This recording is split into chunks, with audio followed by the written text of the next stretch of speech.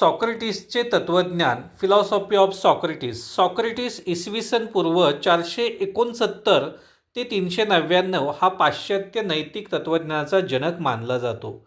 त्याने स्वतः कोणतेही ग्रंथ लिहिले नाहीत. त्याचे विचार आपल्याला प्लेटो, झेनोफोन आणि ॲरिस्टोफेनिस यांच्या लेखनातून समजतात. सॉक्रेटिससाठी तत्त्वज्ञान म्हणजे केवळ सैद्धांतिक विचार नसून जीवन जगण्याची कला होती. स्वतःला ओळखा, नो दायसेल्फ. स्वतःच्या आत्म्याचे ज्ञान मिळविणे हे सॉक्रेटिसच्या तत्त्वज्ञानाचे केंद्रबिंदू आहे. संपत्ती, सत्ता किंवा कीर्तीपेक्षा आत्मज्ञान अधिक महत्त्वाचे आहे असे तो मानत असे. नैतिक बौद्धिकतावाद, इथिकल इंटेलेक्च्युअलिझम. सॉक्रेटिसचे मत होते की ज्ञान म्हणजे सद्गुण आणि अज्ञान म्हणजे दुर्गुण. जो खरेच चांगले काय आहे हे जाणतो तो वाईट कृत्य करणार नाही. म्हणूनच कोणीही जाणून बुजून वाईट करत नाही.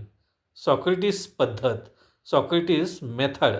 प्रश्नोत्तरांच्या साहाय्याने चुकीच्या समजुती उघड करणे आणि सत्याकडे नेणे ही त्याची प्रमुख पद्धत होती. या प्रक्रियेला एलेनकस असे म्हणतात. आत्म्याची काळजी. मानवी जीवनाचे अंतिम ध्येय म्हणजे आत्म्याची शुद्धी व नैतिक उन्नती होय.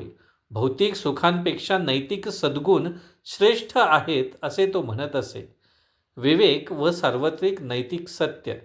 नैतिक मूल्ये ही सार्वत्रिक व वस्तुनिष्ठ आहेत आणि ती परंपरा किंवा अधिकारावर नव्हे तर विवेकाच्या साहाय्याने समजतात असा त्याचा विश्वास होता. मृत्यूविषयी दृष्टिकोन. सॉक्रेटिसने मृत्यूला निर्भयपणे स्वीकारले. अन्यायकारक जीवन जगण्यापेक्षा न्यायासाठी मृत्यू स्वीकारणे श्रेष्ठ आहे असे त्याचे मत होते. थोडक्यात, अपरीक्षित जीवन जगण्यासारखे नाही किंवा अपरीक्षणक्षम जीवन जगणे योग्य नाही हे त्याचे प्रसिद्ध वाक्य त्याच्या तत्त्वज्ञानाचा गाभा आहे.